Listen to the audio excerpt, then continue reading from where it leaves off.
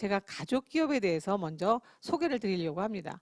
우리가 가족기업 하면 우리나라에서는 이제 이런 연구들이 뭐 활성화되는 게 이제 최근이지만 미국이나 유럽에서는요, 한 3, 40년 전부터 가족기업에 대한 연구가 굉장히 많이 있습니다. 우리가 가업승계라고 하는데요. 가업이 가족기업을 줄임말이라고 볼 수 있겠죠. 가업이라고 그러면 주로 이렇게 좀 작은 가게나 중소기업을 생각할 수도 있는데요. 이 학문적으로 가족기업은 이렇게 삼성이나 현대, 또 뭐 월마트라든지 도요타 같이 전 세계 굴지의 이런 대기업들도 가족기업의 카테고리에 들어갑니다. 가족기업이 어떤 기업이냐면 창업자나 그 자녀들이 기업을 지배하고 있다. 경영권을 지배하는 기업들을 가족기업이라고 합니다.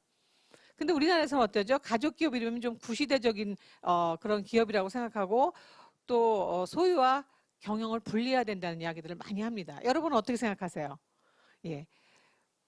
근데 우리나라에서뿐만 아니라 유럽이나 서구에서도 2000년대 이전까지는 기업이 커지면 경영과 소유를 분리해야 된다는 것들이 굉장히 정설처럼 얘기가 됐었는데요. 2000년 이후에 여러 가지 결과가 나옵니다. 가족기업 연구에서 가족기업들이 훨씬 더 성과도 높고 수명도 길다는 그런 연구들이 나옵니다. 왜 그럴까요? 왜 가족기업이 성과도 높고 수명도 길까요? 여러분들에게 한 가지 여쭤보겠습니다. 기업가로서 국가에 가장 기여할 수 있는 일이 어떤 걸까요? 기업을 키워서 세금을 많이 내고 또 일자리를 많이 창출하는 거. 그게 기업가로서는 가장 큰 일이라고 생각합니다. 근데 가족기업들이 그런 일들을 잘 감당하고 있더라는 겁니다. 그래서 이제는 가족기업이 뭐 소유와 경영을 분리한다 그런 이야기들은 이제 뭐 많이 있지 않습니다. 해외에서는. 근데 어떻게 가족기업들이 이렇게 잘하는지 그것들을 연구하고 또 잘못하고 안 좋은 점들은 개선하는 쪽으로 많이 연구가 되고 있습니다. 그러면 가족기업이 성과도 높고 수명도 긴 이유가 뭘까요?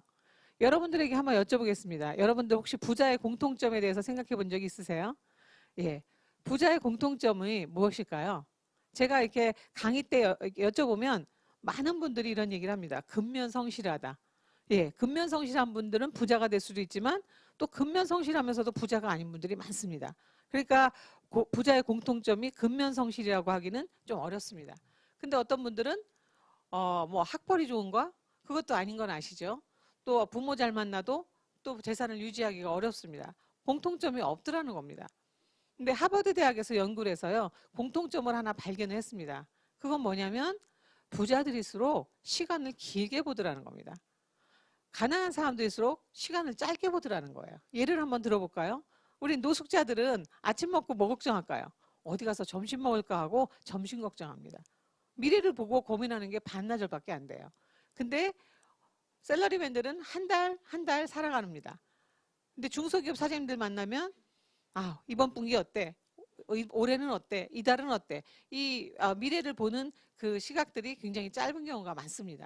중견기업 회장님들을 만났더니 그런 말씀을 하세요. 5년 전에는 내가 미래를 좀 보면서 이렇게 계획을 세웠었는데 지금은 뭐 5년이 뭔가 3년 후도 안 보여요 라고 합니다. 이분들은 5년 이상 보고 계셨다는 거죠.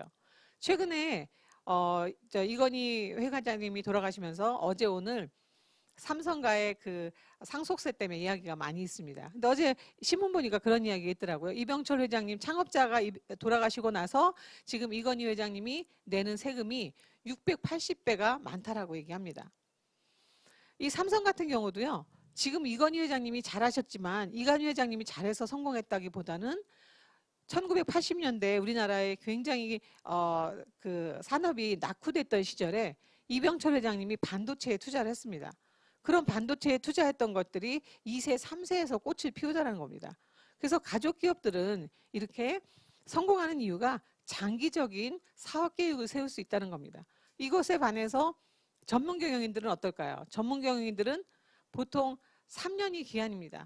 그러니까 3년 하고 3년 안에 성과를 잘 보여서 한 번 정도 더 연임하는 것들을 원하는 경우가 많습니다. 그러니까 장기 계획을 못 세우는 거죠.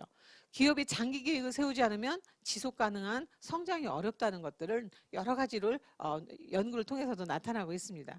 그리고 또 가족기업 같은 경우는 의사결정도 신선하고 의사결정도 빠르고 과감한 투자가 가능하다는 겁니다. 그리고 보수적으로 자금 운영하는 이런 특징들이 가족 기업들이 대를 이어 장수하는 데 큰 역할을 한다는 겁니다. 후계자 관점에서 제가 한 3가지 정도를 준비를 해왔습니다. 가업승계 성공 전략 첫 번째는요. 돈보다 정신을 계승하라는 겁니다. 정신은 뭐냐면 경영 철학과 기업 이념이라는 것을 우리가 정신이라고 얘기합니다. 신문 같은 데 보면은요. 그런 얘기 많죠. 가업승계는 경영 철학을 계승하는 거다.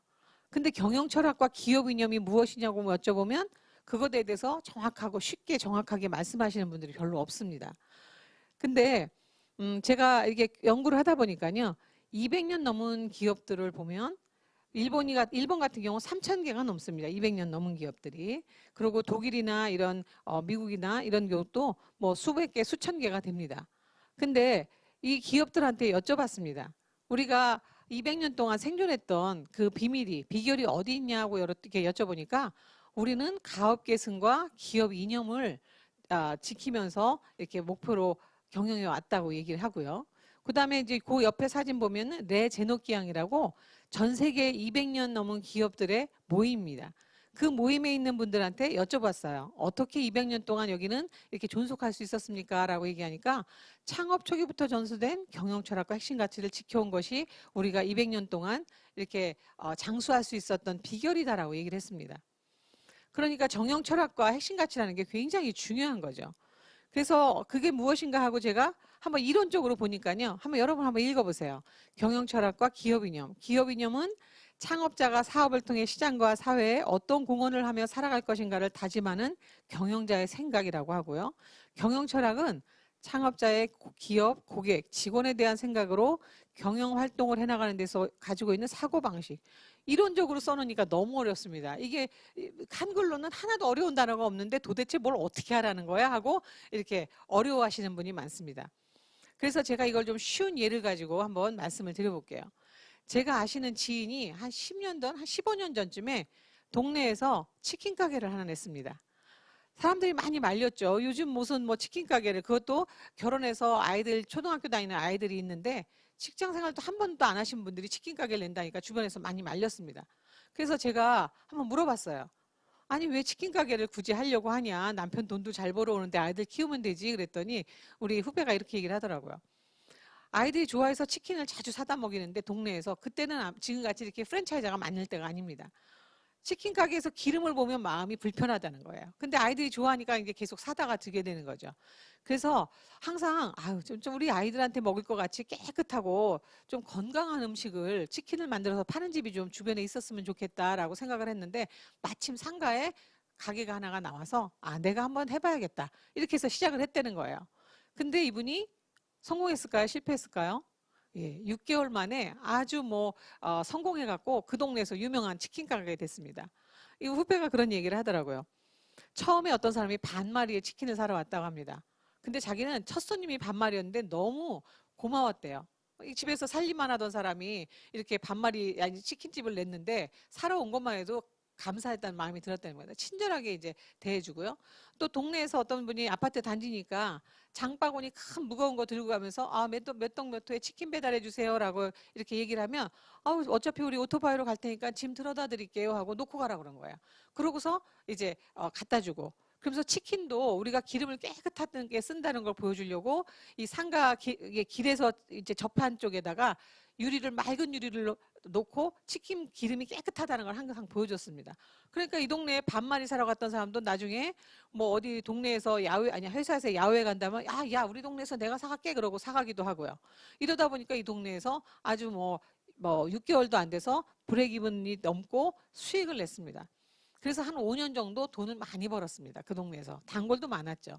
근데 남편이 해외로 발령나면서 따라가게 됐어요. 그러면서 이제 이 상가를 내놓았습니다. 근데 이 동네에서 잘 되니까 금방 나갔습니다. 거기다가 어떻게 권리금도 이제 많이 듬뿍 받고 내놨습니다. 그래서 뒤에서 살 사람은 이 집에 와서 한 달 정도 같이 레시피 가지고 배우기도 하고 또 뭐 캐슈얼을 보면서 이 사람이 어느 정도 수익이 있는 것도 다 알았어요. 그러면 잘 막혀가지고 이 회사를 저 치킨 가게를 잘 운영해야 되는데 뒷사람은 또 6개월도 안 돼서 망해서 나갔습니다. 왜 그랬을까요? 뒷사람은요. 이 돈 버는데 굉장히 관심이 있었어요. 우리 그 지인은 그 뒷사람의 뒤에 그 가게를 산 사람한테 뭐 레시피면 뭐든지 다 알려주고 했는데 이 자기의 생각을 안 알려준 거예요. 정신이나 철학 같은 것들을 몰랐어요. 우리 후배는. 그러니까 그냥 레시피가 맛있어서 잘 되나 보다 해가지고 그런 것만 전달받은 겁니다. 근데 뒷사람은 또 권리금도 많이 주고 들어왔으니까 마음이 급한 거예요. 빨리 돈을 벌고 싶은데 이 동네는 반마리 사러 온 사람이 너무 많아요. 그래서 어느 날 이 가게 뒤에다가 우리는 반마리 안 팝니다 하고 딱 써붙였습니다. 그러면서 사람들이 그때까지 어땠을까요? 이 사람이 손님들 보면 반마리 사람한테 얼굴이 울그락불그락 했겠죠. 그리고 나서 나중에 사람들이 한 명씩 떨어지니까 이게 이제 가게 운영이 어려워졌습니다. 그러니까 기름 같은 것도 깨끗하게 유지하기가 어려워진 거예요. 그러니까 이제 기름을 유지할 수 없어서 기름을 조금 더 쓰기로 마음을 먹습니다. 더 쓰기로 하고 깨끗하게 이게 뭐 유지를 하니까 그 투명한 그 유리에다가 셀로판지를 딱 받쳤습니다. 안 보이게. 그러니까 어떻게 돼요? 바로 단골이 다 떨어졌습니다. 그래서 6개월 동안 권리금도 못 받고 그냥 뭐 너무나도 적자가 나니까 그냥 나와버렸습니다. 그래서 제가 이 승계도 이 사례를 가지고 이 경영 철학과 이념이 무엇인가? 이념은 뭐냐면요. 우리 후배가 내가 왜 이거를 하냐라고 물었을 때 동네 사람들에게 깨끗하고 건강한 치킨을 정말 우리 아이들한테 먹이는 걸 주고 싶어라는 그 생각이 경영자의 창업 이념입니다. 내가 이 일을 왜 하는 거냐는 거죠. 단지 돈벌이로 비즈니스 하는 사람들은 그렇게 오랫동안 기업에서 돈을 벌면서 유지하기 어렵습니다. 근데 경영 철학은 뭐냐? 경영 철학은 이 비즈니스를 하면서 내가 항상 지키고 절대 양보하지 않은 그런 어떤 원칙 같은 겁니다. 우리 후배는 깨끗한 기름을 써서 건강이라는 거, 그 다음에 친절한 거, 그 다음에 그 지역사회에 어떤 뭐 도움도 주고 하면서 지역사회에 어떤 그런 신뢰 이런 것들을 굉장히 중요하게 생각했습니다. 근데 그게 다 뒷사람은 장비만 받았고 레시피만 받았습니다. 그래서 제가 이런 걸 이야기하는 게요. 보통 기업들이 승계하는 기업들도 창업 이념과 경영 철학이 분명하기 때문에 이렇게 30년씩 오게 됩니다. 근데 막상 경영자들도 우리 그 지인처럼 이념과 철학을 정확하게 정립돼 갖고 그것들을 자녀들한테 물려주시는 분들이 많지 않아요. 그러니까 자녀들이 어때요? 그런 것들이 잘 정리돼서 물려받지 않으면 우리 그 치킨집의 뒷사람 같이 그렇게 철학 없이 운영을 하다가 잘못될 수도 있다는 겁니다. 그래서 철학과 이념이 승계에서 제일 중요하다고 강조하는 이유가 이겁니다. 이 치킨집이 있는 한은 치킨집에서는 창업자의 그 생각들이 전수가 돼야 된다는 겁니다. 그래서 이렇게 장수기업을 연구를 해보면요. 장수기업들의 그 철학대는 인간 존중이나 사회기여, 또 최고 품질을 지향하는 거, 변화와 혁신 이런 것들이 창업 이념에 다 들어가 있습니다. 이런 게 무너지면 아까 치킨집의 뒷사람의 뒤에 있는 그 가게를 이어받은 사람처럼 그냥 비즈니스는 한 방에 무너진다는 겁니다.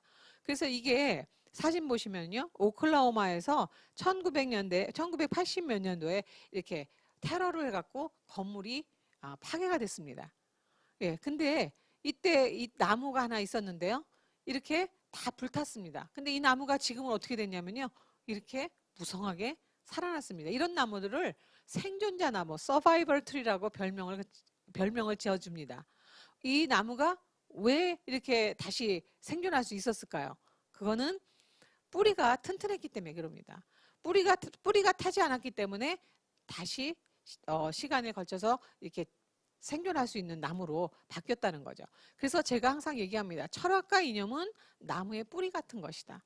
이 뿌리가 단단하게 잘 정립이 돼야지만 기업이 성장 발전할 수 있다는 겁니다.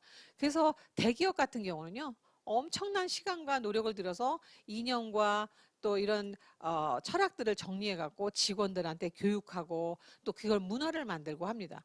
근데 기업들은 우리 중소기업들이나 또 중견기업들 가보면 이게 잘 정립이 안 돼 있는 경우가 많습니다. 그래서 1세대에서 2세대로 넘어갈 때 이런 것들을 잘 정리하는 것이 굉장히 중요한 성공의 핵심 비결이라고 저는 생각을 합니다.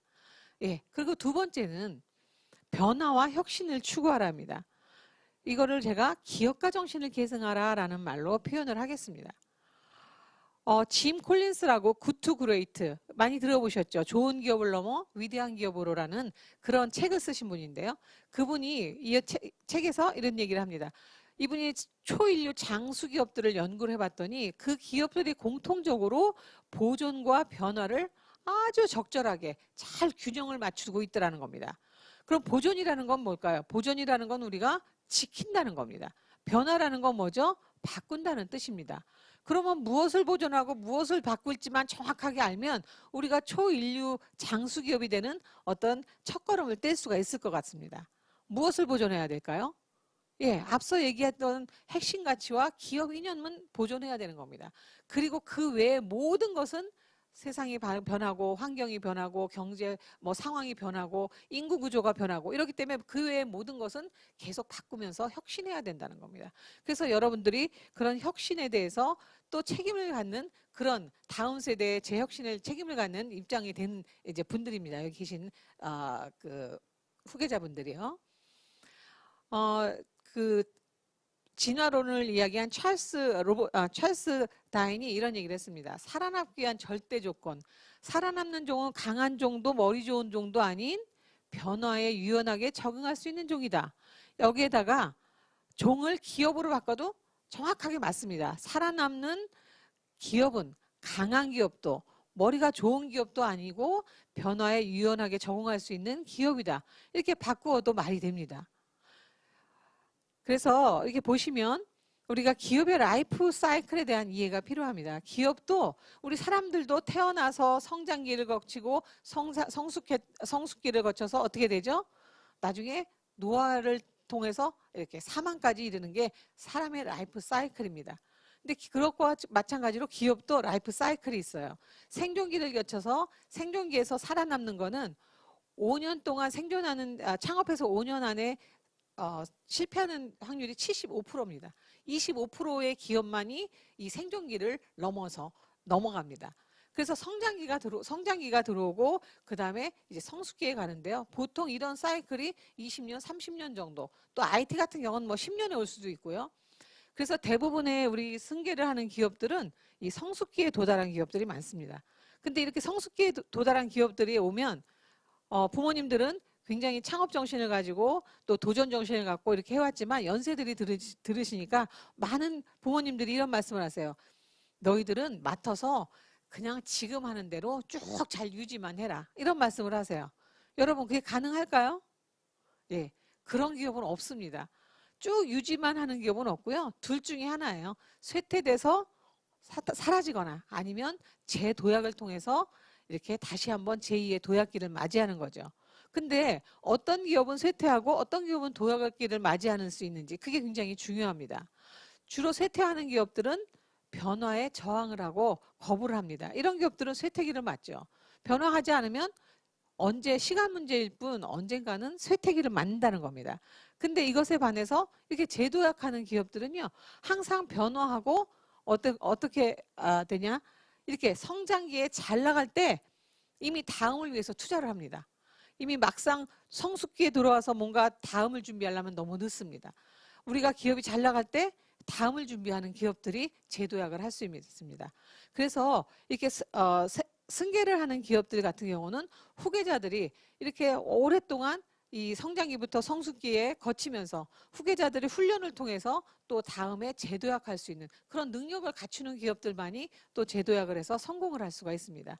그래서 결국 기업이 장수 기업들은 이런 기업의 라이프 사이클을 계속 쇠퇴기로 가지 않고 이렇게 다시 한번 도약기를 연결해서 계속 가는 기업들이 장수 기업을 합니다. 이게 30년설을 극복할 수 있는 유일한 방법이 혁신입니다. 혁신. 그래서 우리가 혁신하면 기술 혁신을 많이 생각하는데요. 혁신은 기술 혁신뿐만 아니라 제품의 혁신, 또 프로세스 혁신, 가치 혁신, 비즈니스 모델 혁신 이런 다양한 분야에서 우리가 혁신을 위한 노력이 필요합니다.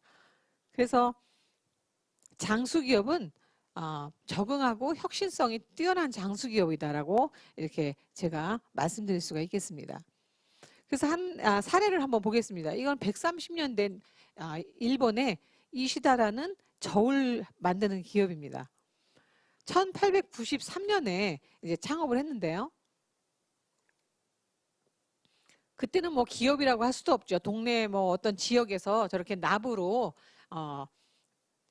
저울을 만들어서 팔다가 이제 세월이 바뀌니까 이렇게 또 무게를 저울 추가 있는 저울로 바뀌고 또 그 다음에 우선 전자저울로 바뀔 때 이렇게 변화해서 살아남는 기업들은 살아남고요. 이 변화에 적응 못한 기업들은 계속 쇠퇴되고 없어지고 도태됩니다. 그래서 이 기업이 지금 130년이 지난 지금 어떻게 발전했나? 이제는 전 세계 저울업계의 70%를 이 기업이 차지합니다. 그래서 자기들이 하던 이렇게 저울에서 뭐 또 과일이라든지 과자 같은 거 이 측정하는 그런 아주 미세한 저울부터 패킹하는 거, 그다음에 그 컨트롤하고 퀄리티 컨트롤하는 것 같이 확장을 해가지고 지금 100년이 지났는데도 기업이 늙지 않았습니다. 계속 혁신을 통해서 기업은 계속 젊어지고 있다는 겁니다. 그래서 우리 후계자들 분들이 이런 기업가 정신을 갖추고 이런 기업가 정신을 통해서 계속 혁신의 준비를 해나가야 되는 그런 과제를 갖고 계신다고 보면 되겠습니다. 그 다음에 마지막은 이제 세대 간의 신뢰를 구축하라라는 겁니다. 소통과 협력에 대한 이야기를 하는데요. 여러분 어떠세요? 우리 부모님과 소통이 잘 되시나요? 많은 분들 여쭤보면 이런 문제들에 대해서 굉장히 고민들을 많이 하십니다. 그리고 신문이나 이런 데서 보면 가장 큰 문제로 세대 간의 소통이 잘 안 되고 있다라는 것들을 가장 많이 문제점으로 이야기를 하고 있습니다. 이 그림을 보여주면서요, 제가 가장 바람직한 그림이 무엇일까요? 라고 하면 이 그림에 대해서 아무 설명도 안 했습니다. 안 했는데도 불구하고 여러분도 아실 겁니다. 몇 번이죠? 예, 4번입니다. 4번. 부모 세대와 자녀 세대를 그려놓고 어떤 게 가장 바람직하냐고 하면 누구나 다 4번이라고 대답을 합니다. 첫 번째는 뭐냐면요. 부모 세대와 자녀 세대가 항상 갈등 때문에 여러 가지 업무에서 갈등이 일어나는 상황을 얘기를 합니다. 이게 갈등이 지속되다 보면요. 2번이나 3번으로 이렇게 변화가 됩니다. 그냥 자녀들이 어떤 경우는 후계자들이 아버지하고 갈등 때문에 회사를 떠나가지고 후계자가 없어서 문을 닫는 기업도 봤습니다. 아니면 후계자가 아버지가 돌아가시면 이 기업 맡아서 지금은 그냥 맡아서 그냥 하려는도 하지만 나중에 팔고 딴 일 할 거야. 이런 자녀들도 봤습니다. 이 세 번째는 뭐냐면 그런 게 오래되면 자녀들이 부모님 밑에서 그냥 하라는 것만 하고 이제 시키는 것만 할래. 이렇게 갈등이 오래되다 보니까 이렇게 수동적으로 잔사가 돼서 뭔가를 제대로 배워나가지 못하는 거죠. 이 4번은 뭐냐면 아까 이 세모가 얘기하는 거를 제가 세모를 이야기하고 싶은 거는 경영 철학과 핵심 가치, 그 다음에 미래에 대한 비전 이런 것들을 같이 공유한 다음에 한 방향으로 가는 겁니다. 어떤 가족들이 제일 많을까요? 예, 1, 2, 3번이 제가 보기에는 70에서 80% 정도는 차지한다고 봅니다. 굉장히 많이 현장에 가면 후계자들이 이런 갈등에 대해서 호소를 많이 합니다. 부모님들도 어떻게 하실지 모르고요. 그래서 어떻게 우리가 자녀 세대와 부모 세대가 잘 협력하고 소통하느냐가 굉장히 중요한 문제입니다. 그래서 세대 간의 갈등 원인을 조사를 해보니까요. 경영 철학이 다르다. 부모하고 아까 말씀드렸죠. 중소기업이나 이런 데는 철학이 잘 정리가 돼 있지 않아서 부모님이 어떤 이야기들을 예를 들어서 아까 치킨 가게로 가보겠습니다. 부모님이 계속 깨끗한 기름을 쓰시려고 그러니까 아들이 와서 요즘 뭐 저기 수익도 떨어지는데 이렇게까지 할 필요 없어요. 이렇게 되면 갈등이 되는 겁니다. 경영 철학에 대해서는 얘기가 아니라 그 문제에 갖고만 얘기를 하는 거죠. 철학이 정리가 돼 있지 않고 부모 세대도 철학이 개념이 정리가 돼 있지 않기 때문에 서로가 공유를 하지 않으니까 서로 다른 생각을 하고 비즈니스를 한다는 겁니다. 그러다 보니까 조직이나 관리하는 방식에도 서로 다를 수 있겠죠. 그러면 거기에서 또 이견이 생기고 미래 방향성에 대한 비전이나 목표가 불일치되는 경우도 많습니다. 그리고 또 조직 내에서 관계, 이 가족 관계로 평가한다는 건 어떤 거냐면 어떤 경우는 아들이 굉장히 열심히 해서 성과를 내도 그런 것들을 가족이니까 그냥 그것도 낮게 보기도 하고 또 어떤 경우는 또 자녀가 과장이나 대리 과장인데 마치 자기가 이사나 뭐 상무 전무된 것 같은 입장으로 너무 주인의식을 지나치게 발현을 하는 겁니다. 그래서 주변 사람들을 불편하게 하고 어떤 경우는 후계자가 와갖고 같은 과장이고 나보다 늦게 들어왔는데 이제 뭐 차장 부장 되는 것도 기분 나쁜데 후계자가 뭐 가족이라는 이유로 자기는 어떤 제대로 못하면서 직원들한테 막 나무래고 이래갖고 직원들이 막 나가버리고 이런 회사들도 봤습니다. 그래서 부모님한테 또 갈등이 생기기도 하죠. 그래서 이런 세대 간의 갈등을 어떻게 우리가 극복할 수 있는가, 이게 굉장히 중요합니다. 가업 승계 관련해서 이해관계자는요, 이렇게 4명입니다. 네 그룹으로 나눌 수 있는데요. 경영자와 후계자, 가족과 임직원. 이 중에서 경영자와 후계자가 제일 중요한 이해관계자입니다. 이 두 사람의 관계가 나쁘면요, 이 기업에 가면 분위기가 굉장히 안 좋습니다. 어떤 경우는 회장님이, 아버지가 회장이고 아들이 사장이에요. 근데 아직 승계가 다 끝나지 않았습니다. 아들이 뭐 시킨 걸 가지고 아버지가 와서 야, 그거 그렇게 하지 마, 할 필요 없어 라고 해갖고 문제가 되는 경우도 있고, 이 두 사람들의 관계가 너무 중요합니다. 그래서 제가 이제 가업승계 연구를 하면서 미국이나 유럽에서 한 30년 동안 연구된 내용을 갖다가 이렇게 정리를 해봤습니다. 그랬더니 우리나라뿐만 아니라 전 세계에서 똑같은 현상들이 다 일어나고 있는 거예요. 그래서 경영자와 후계자와 관련돼서 성공을 위해서 가장 중요한 요인이 뭔가라고 이렇게 제가 이제 연구자들이 중요하다고 얘기하는 것들을 뽑아놓은 겁니다. 이 중에 여러분들은 어떤 게 제일 중요하다고 생각하세요? 제가 실제 오프라인 강의에서는 이걸 나눠주고 한번 고민해 보라고 합니다. 어떤 게 제일 중요할까? 예. 많은 분들이 이미 앞에서 제가 답을 드렸죠? 예. 제일 중요하게 생각하는 것들이 경영자와 후계자와의 좋은 관계, 신뢰 관계. 이게 전 세계에 있는 모든 가업승계 연구자들이 이거 같이 중요한 게 없다. 이게 제일 중요하다라고 얘기합니다. 그 다음이 비전과 경영 철학과 핵심 가치를 공유하는 것이고, 그 다음에 후계자의 능력이라든지 후계자의 자발적 승계 의도가 중요하다는 거죠. 후계자가 아무리 능력이 뛰어나더라도 경영자와 좋은 관계를 갖지 못하고 비전과 경영 철학이 공유되지 못하면 좋은 관계를 맺을 수 없다는 겁니다. 그래서 제가 이걸 가지고 실제 120개 정도 기업을, 우리나라 중소기업을 갖고 통계를 돌려봤습니다. 진짜 이것들이 어떤 현상으로 나타나나 하고 통계를 보니까요, 좋은 관계를 맺은 그런 그 부자 관계라든지 또 아니면 아버지랑 딸 관계가 좋으면 아들이나 자녀들이 자발적으로 승계할 확률이 높답니다. 그러면 또 후계자 육성이 잘 되겠죠. 그 다음에 철학과 비전을 공유했을 때는 후계자 육성도 잘 원활하게 되고 자녀들이 자발적 승계도 한다는 겁니다. 그래서 이것들이 경영 성과가 높아진다. 그래서 궁극적으로는 부모와 자녀 간에 좋은 관계를 맺으면 기업의 성과가 높아진다라는 게 제가 통계적으로 확인을 했습니다. 그래서 이것들 중에서 또 한 번 제가 통계를 돌려보니까 철학과 비전을 공유하는 게 제일 먼저다. 그러면 좋은 관계는 맺어지더라라는 이런 결론을 내게 됐습니다. 그래서 제가 이것들을 학회에다가 학술지에다가 발표도 하고 했는데요. 여기 아까 이제 그 어묵 회사 유기공장 그 사진집입니다. 이분들은 어떨까요? 이분들은 이제 뭐 잡지나 TV에서 많이 나옵니다. 이분들 사이도 굉장히 좋습니다. 사이도 좋고 뭐 물론 약간의 갈등들은 있지만 기본적으로 자녀가 또 부모님에 대해서 잘 따르고, 우리 부모님은 자녀를 신뢰합니다. 야, 얘 정도한테 우리 자녀한테 맡기면 내가 뭐 해돈 방식 크게 철학이나 이런 거 건드리지 않고 잘 혁신해서 잘 해나갈 거야 하는 믿음이 굉장히 좋은 그런 기업들입니다. 그래서 신뢰의 조건은요, 이건 제가 쓴 게 아니라 이 신뢰를 우리는 사회적 자본이라는 말로 표현을 하는데요. 이런 사회적 자본을 이제 구성하는 그 4가지 요소가 있습니다. 이 첫 번째가 경영 철학과 핵심 가치를 공유하는 거고요. 그 다음에 꿈과 비전을 공유하고 또 정직하고 개방적인 소통을 통해서 상호작용을 꾸준하게 해나가는 겁니다. 근데 이런 거는 금방 되지 않고 오랜 시간 꾸준히 1, 2, 3번들을 지켜나가는 것이 신뢰의 조건이라고 합니다. 여러분들이 어떤 기업들은요, 신뢰, 제가 가서 기업에 진단을 해봅니다. 기업 신뢰를 측정을 해봐요. 우리 직원들의 서베이를 해갖고 직원들의 신뢰도를 보면은요, 신뢰도가 굉장히 떨어지는 기업들은 이런 것들이 잘 안 되고 있습니다.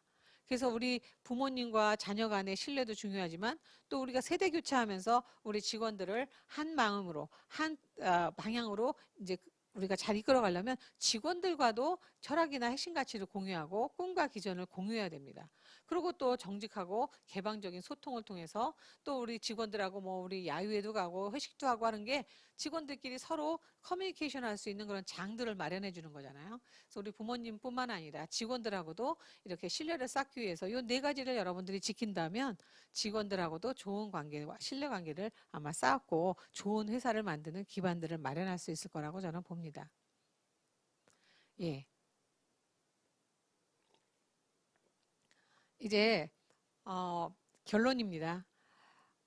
제가 승계를 위한 성공 비결에는 여러 가지가 있습니다. 여러 가지가 있는데 오늘은 짧은 시간을 저한테 시간을 주시고 저한테 이런 강의를 이제 요청해서 제가 제일 중요한 세 가지를 여러분들에게 말씀드렸습니다. 한번 복습을 해볼까요? 첫 번째가 뭐였죠? 경영 철학과 핵심 가치를 공유하라.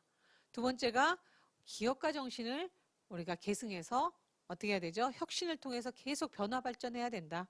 세 번째는 부모와 자녀 간의 신뢰관계를 맺어야 된다. 근데 그게 어때요? 앞에 제가 말씀드린 앞에 두 가지만 잘 지키면 신뢰관계는 저절로 맺어질 가능성이 큽니다.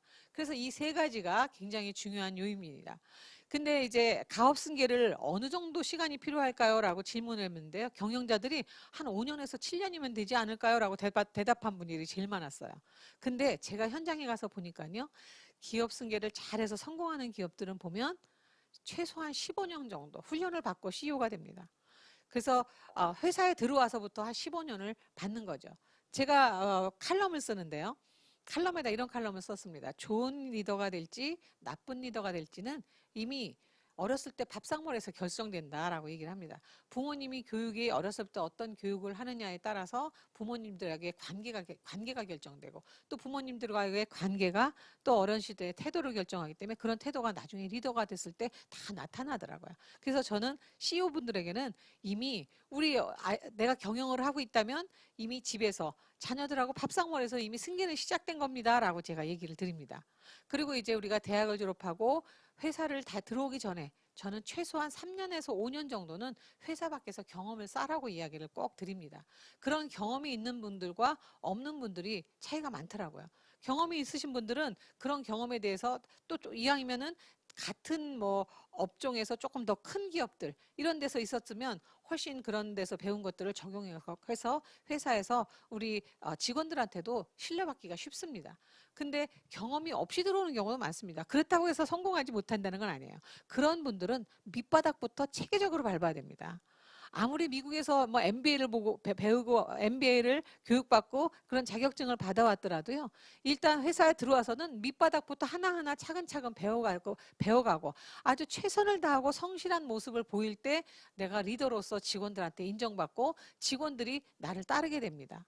그리고 그렇게 관리자로서의 그런 실무 업무를 철저히 또 모든 부서에서 돌아가는 일들을 다 하나하나 배운 다음에 우리가 이제 리더가 된다는 거는 뭐 임원이라든지 부사장, 사장을 거쳐서 또 부모님이 회장으로 계시면서 또 리더십을 키우게 됩니다. 이때는 우리가 이제 실무보다는 이때는 정말로 기업가 정신을 발휘해야 되는 그런 시기가 우리가 리더가 됐을 때는 굉장히 중요한 그런 역할입니다. 그래서 임원으로 이제 임원이나 또 CEO나 이렇게 경영으로 있다가 부모님이 은퇴하고 회사를 물려받습니다. 근데 제일 중요한 문제는 뭐냐면요. 부모님들이 은퇴를 안 하시고 계속 회사에 남아 계시려고 하는 그런 것들이 문제다라는 것들을 이렇게 전문가들이 지적을 합니다. 어떤 회사 같은 경우는 심지어는 이제 롯데 같은 경우 얼마 전에 회장님이 돌아가셨는데요. 90세에 휠체어를 타고 다니면서도 경영을 하시죠. 자녀들이 이미 승계를 해야 되는 나이에. 근데 그거는 모든 세계에 있는 모든 기업인들이 많이 나타나는 현상입니다. 우리 부모님만 그런 게 아니라요. 모든 부모님들이 또 경영자들이 정말 자기의 분신이라고 생각하기 때문에 이 기업을 손을 놓고 이게 다른 이제 은퇴하시기가 쉽지가 않습니다. 근데 은퇴하시는 분들은 어떤 분들이냐? 제가 보니까 자녀하고 신뢰관계가 있는 분들이 은퇴를 하십니다. 은퇴를 잘 하시고 어떤 분은 이렇게 얘기를 하시더라고요. 아버님이 저한테 어느 날 갑자기 이제 부사장인데 네가 사장이 되면서 회사를 맡아라. 아버지는 이제 그만두겠다. 나가서 좀 다른 데다가 조용하게 사무실 하나 차려서 네가 필요할 때 나한테 와서 물어보고 그렇게 하면 내가 조언해 주는 정도만 하겠다. 이렇게 물어보시더래요. 그래서 아버님한테 아버님 지금 아직 제가 준비 안 됐습니다. 조금 더 아버님이 계셔 주세요라고 얘기를 했더니 아버님이 이렇게 얘기를 하셨답니다. 너가 항상 운전석에 있으면 조수석에 있으면 운전을 못한다. 네가 운전석에 운전대를 잡으면 아버지가 뒤에 타서 위험할 때 아버지가 운전하는 거 봐줄게. 이렇게 얘기를 했다는 거예요.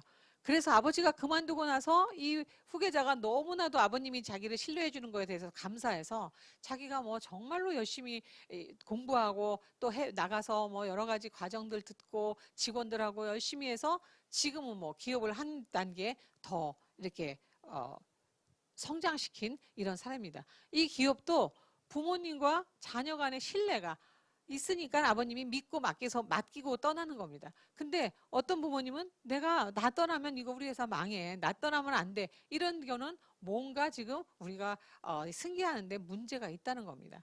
그래서 우리 부모님이 편안하게 이렇게 물러나서 은퇴해서 또 은퇴의 삶을 이렇게 준비시켜 드리려면 우리 후계자들이 지금 말씀드린 그런 세 가지 또 그것뿐만 아니라 굉장히 많은 실무적으로 관리자로서의 어떤 배워야 되는 회계라든지 뭐 영업이라든지 뭐 굉장히 많이 있습니다. 그런 것들을 여러분들이 다 익히셔야 되는 겁니다. 그래서 제가 오늘은 뭐 짧은 시간에 이렇게 간단하게 한 세 가지로 요약돼서 말씀을 드렸고요. 저희가 또 이 후계자들을 대상으로 해서 뭐 아까 우리 과장님이 소개를 해주셨는데요. 후계자들 대상으로 해서 여러 가지 교육 커리큘럼이 있습니다. 또 5월 달에 이렇게 입문 과정이 있고요. 또 6월 달부터는 10주짜리 심화 과정이 있는데 제가 거기서도 또 강의를 합니다. 오늘은 뭐 그냥 뭐 아까 처음에 맛보기 강의라는 말씀을 하셨는데 그런 맛보기 강의로 큰 이제 핵심에 대한 이야기만 나눴고요. 아주 자세한 것들은 그런 강의에 오시면 여러분들에게 아주 뭐 저보다 훨씬 훌륭하신 많은 분들이 그런 강의들을 준비하시고 또 준비하고 계시니까요. 아마 도움을 받으실 수 있을 겁니다. 예, 오늘 제가 준비한 강의는 여기까지입니다. 네, 감사합니다.